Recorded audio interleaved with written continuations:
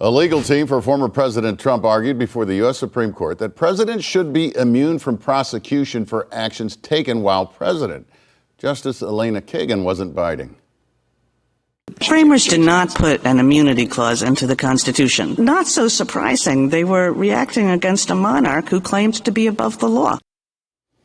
Gene, all this goes to the current legal problems that former President Trump is facing.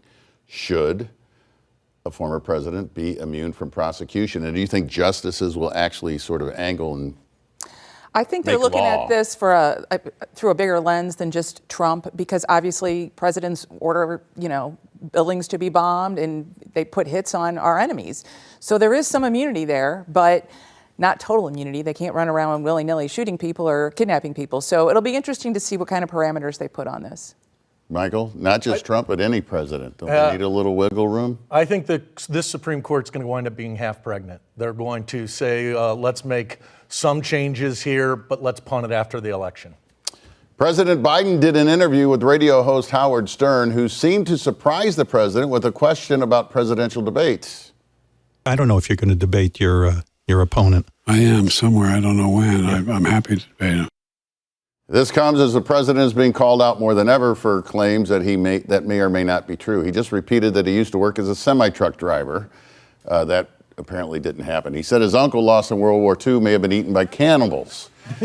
Gene, there are concerns about whether he will actually make good on this debate. Will he? I don't think it matters. I think that at the point, when we get to the point where they'd actually debate each other, people pretty much already made up their minds. They know who these people are. They know what their strengths are. They know that he has trouble delivering, but they also know that Trump has a lot of legal problems. All this stuff is baked in. Do you worry about that? Are Democrats trying to hide him? Do they not want him to do this because of what could happen when he misspeaks frequently? Absolutely, we would be worried about it. But at the same time, I think that the bar is going to be so low that the president will succeed.